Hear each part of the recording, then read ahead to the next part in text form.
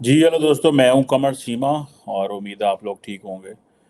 दोस्तों, इस वक्त पाकिस्तान की सारी पॉलिटिकल लीडरशिप और मिलिट्री लीडरशिप जो है वो बेसिकली इंटरनेशनल दौरों पे है। और वो दौरे जो हैं वो इसलिए हैं कि एक तरफ पाकिस्तान के वज़ीर आज़म जो हैं वो इंटरनेशनल कॉन्फ्रेंस जो हो रही है, पाकिस्तान की जो फ्लड्स आए थे जिसका नाम है international conference on climate resilient, जो कि बेसिकली बेसिकली तो वो जिनीवा में कॉन्फ्रेंस हुई है और इसमें पाकिस्तान ने और यूनाइटेड नेशंस ने इसको को होस्ट किया है। और तकरीबन इंटरनेशनल कम्युनिटी ने कोई प्लेजेस दिए हैं $9 बिलियन की। एक तरफ आप इमेजिन करें कि $9 बिलियन की प्लेजेस हैं पाकिस्तान को, और दूसरी तरफ इंडिया जो है वो सिर्फ $9 बिलियन का तो राफेल जो है उसने जो है वो ले लिए। सो ये जो गैप है, ये जो चीज़ें हैं, इनको बड़ा क्लोजली वॉच करने की ज़रूरत है। इंडिया ने तकरीबन आई थिंक 36 से राफेल फाइटर जो हैं वो लिए हैं, जो कि जिनकी मालियत बहुत ज़्यादा $9.4 बिलियन के वो जो उन्होंने लिए हैं। और सारे जो हैं वो राफेल पहुंच गए हैं। और ये डील तो है पुरानी है। इसके अलावा इंडिया बहुत सारा असला ख़रीद रहा है।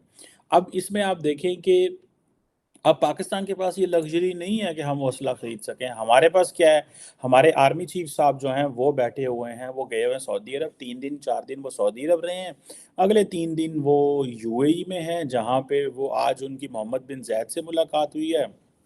और सुना है कि प्राइम मिनिस्टर साहब भी जो यूएई पहुंच रहे हैं, और वो वहाँ पे कोई डायलॉग होगा और वो पाकिस्तान को कोई पैसे देंगे ताकि फॉरेन एक्सचेंज रिजर्व हमारे ऊपर हों और हमारी जो इकोनॉमिक कंडीशन है वो बेहतर हो। अब वज़ीर आज़म, फॉरेन मिनिस्टर पहुंचे हुए हैं जिनीवा में पैसे लेने, और आर्मी चीफ साहब जो हैं वो सऊदी अरब और यूएई पहुंचे हुए हैं पैसे लेने, ताकि हम अपनी फॉरेन एक्सचेंज रिजर्व बेहतर कर सकें।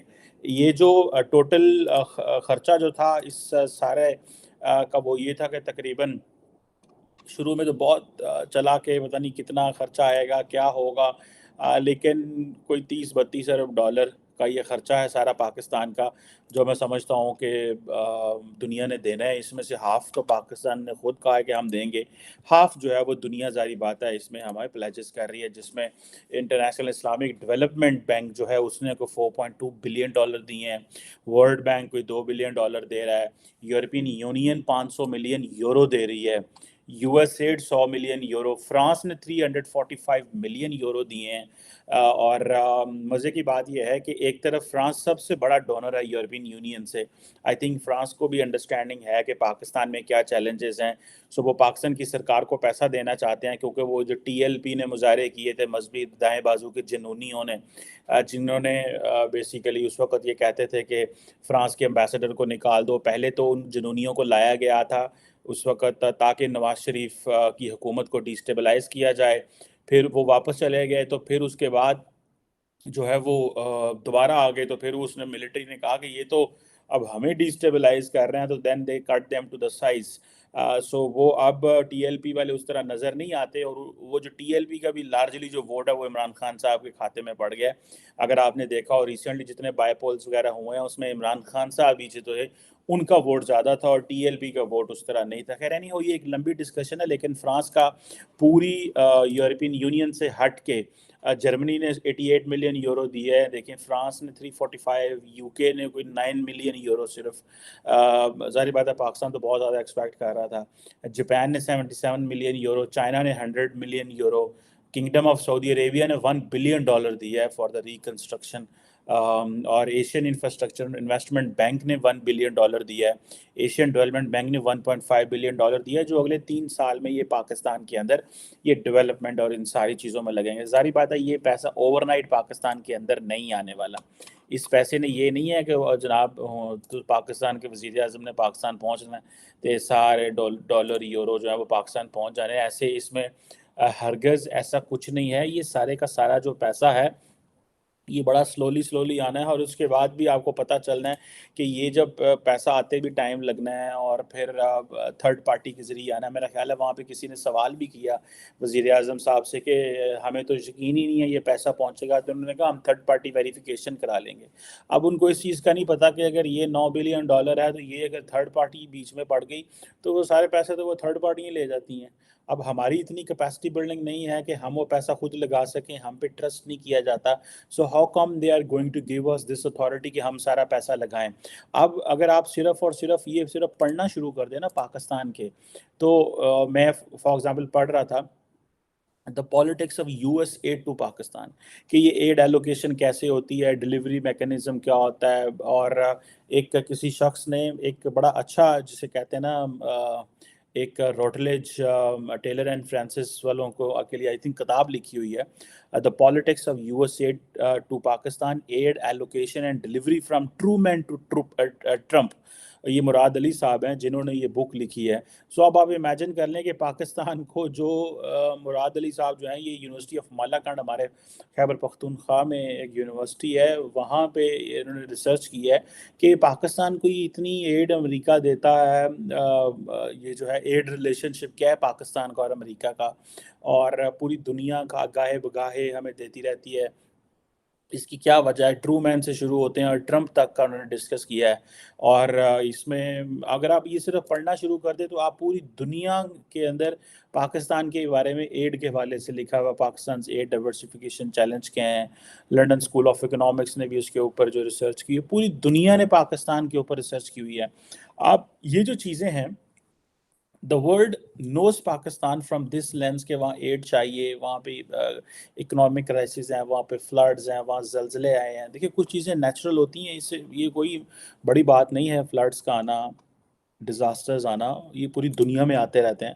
the question is ان چیزوں کو کوپ اپ نہ کر پانا، ٹھیک ہے؟ جب آپ کو ہاتھ کے لیے مانگنے پڑتے ہیں، ہاتھ نکالنا پڑتا ہے اور باہر جانا پڑتا ہے۔ میں دیکھ رہا ہوں اپنے وزیر اعظم کا چہرہ، مجھے یقین کر کے مانے تکلیف اور درد ہو رہا ہے کہ یار یہ بندہ جو ہے یہ پاکستان کے لیے پیسے مانگ رہا ہے، لیکن پھر دیکھتے ہوں کہ ان کی فیملی کے اوپر کتنے الزامات لگے ہیں کہ انہوں نے مانی لانڈرنگ کی ہے، یہ کی ہے، وہ کی ہے۔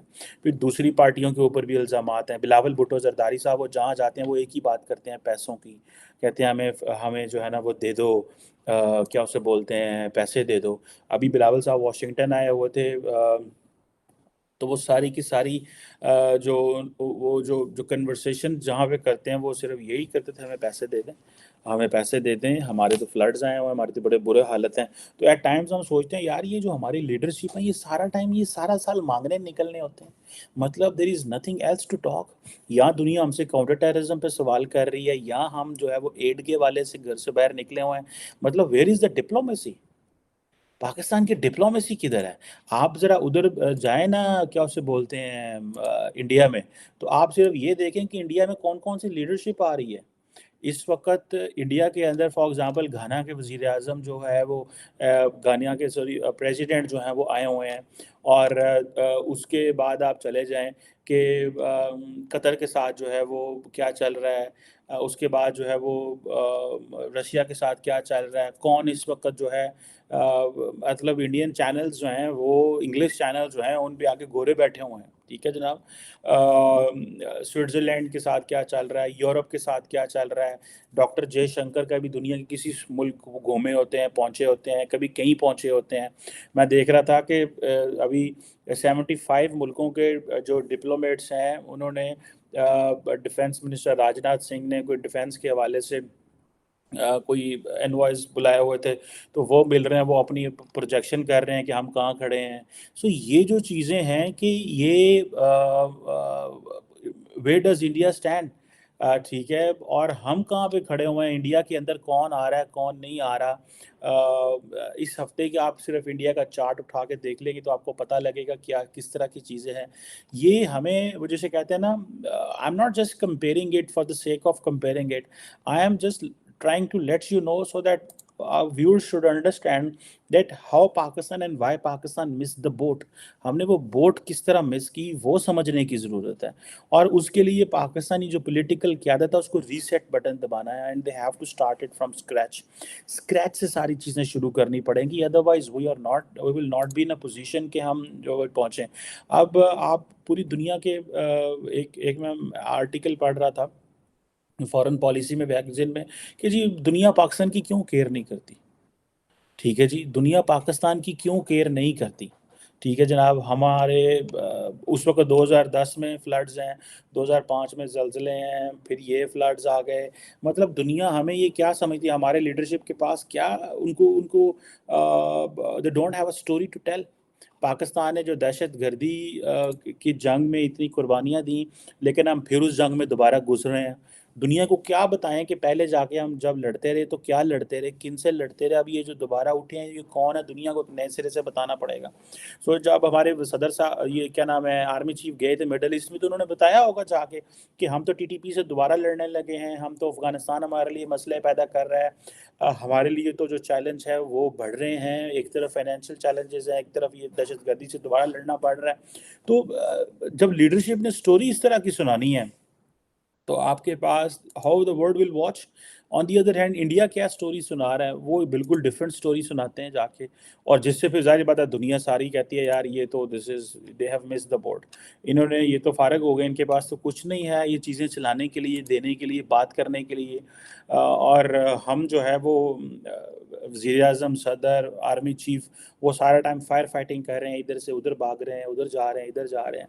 सो अगर ऐसे ही चीज़ें चलती रही तो हम तो, और दूसरा ये है कि इस वक्त जो पाकिस्तान के अंदर यूथ का जो ट्रस्ट है गवर्नमेंट के ऊपर, अवाम का जो है वो, कहीं पे आटा कह रहे हैं नहीं मिल रहा, कहीं पे बिजली पूरी नहीं आ रही, प्राइवेट बैंक्स ये कह रहे हैं कि हमारे पास डॉलर नहीं है, हम मार्केट से पैसे लेके तो डॉलर लेके तो आपकी पेमेंट्स करेंगे, और हर ट्रांजैक्शन का रेट अलग होगा। ये जो चीज़ें हैं ये क्या मतलब, what kind of a situation this is.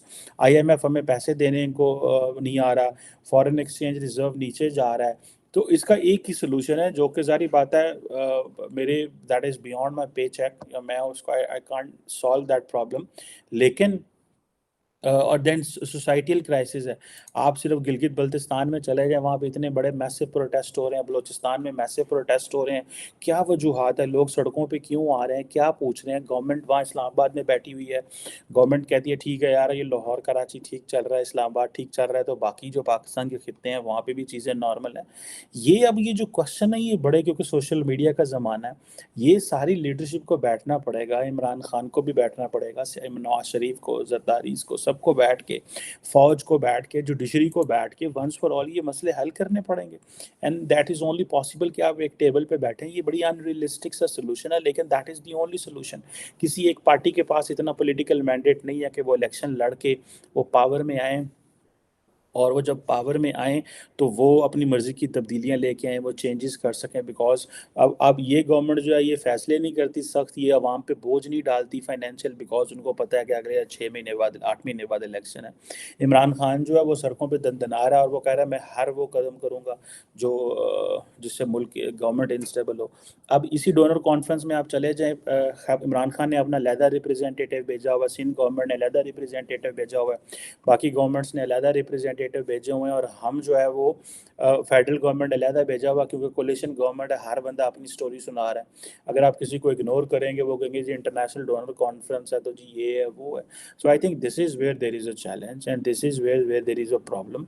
We have to look it very carefully, internally बैठना पड़ेगा, आपको बैठ के फैसले करने पड़ेंगे, दहशतगर्दी को लेके, एक्सट्रीमिज्म को लेके, फाइनेंशियल चैलेंज, और सबसे बड़ी बात जिसकी हम बात ही नहीं करते, that is a population explosion. आबादी किस तरह बढ़ रही है। एक तरफ हम मजहबी जुनूनियों को हुकूमतों के पीछे लगा देते हैं वो, और देन एस्टैब्लिशमेंट के अंदर भी एहतसाब करना चाहिए उन लोगों का जो लोग मुल्क के अंदर पॉलिटिकल इंस्टेबिलिटी में इन्वॉल्व रहते हैं। जुडिशरी जो है वो पॉलिटिकली जो जिसे कहते हैं ना पॉलिटिक्स ऑफ जुडिशरी, जुडिशरी का भी एहतसाब करने की ज़रूरत है, बिकॉज वो पॉलिटिकल मैटर्स में आके इंटरफेरेंस करते हैं जिससे उनका कोई लेना देना नहीं है। सो ये जो चीज़ें हैं मेरा ख़्याल है कि ये करने की हैं और ये करनी हमें चाहिए, अनलेस एक जो मुस्तकबिल है वो وہ بڑا گمبھیر ہے. وہ مستقبل نظر نہیں آ رہا کہ ہمارا کوئی مستقبل اچھا ہوگا اگر ہم لوگوں نے یہ اپنے آپ کو ایک بیٹھ کے چیزیں نہ کی. ابھی ڈاکٹر جے شنکر کو دیکھیں، وہ دبئی، ابو دھابی، کہاں کہاں بیٹھا ہوا ہے اور اپنی مرضی کی چیزیں ڈکٹیٹ کرا رہا ہے. وہ پورے یورپ کو، ویسٹ کو چیزیں ڈکٹیٹ کرا رہا ہے اور کہہ رہا ہے بھائی دیکھو میں یہ کر رہا ہوں، میں وہ کر رہا ہوں، میں اپنی مرضی کروں گا، میں تیل لوں گا. تو یہ چیزیں جو ہیں، یہ this is something which is very important to understand. ہمیں پولیٹیکل انسٹیبلٹی چاہیے، اس کے بعد پھر 10-15 سال چیزیں چاہیے کام کرنے کے لیے اور چیزیں بہتر ہو سکتی ہیں. لیکن میرا خیال ہے کہ یہ ایک لاسٹ گلوبل ہوپ تھی ہمیں جو مل گئی کہ جی ہمیں یہ پیسہ دیں گے، اس کے بعد کوئی ہمیں پیسہ نہیں دینے والا. دس از واٹ آئی بلیو. کوئی پیسہ نہیں دے گا، کوئی ہمیں منہ نہیں لگائے گا، کوئی لفٹ نہیں کرائے گا. وہ کہیں گے یار ان کا کیا ہے، ان کے ہاں تو ہر 5-10 سال بعد کوئی نہ کوئی چیز آتی رہتی ہے، سو اسٹے اوے فرام.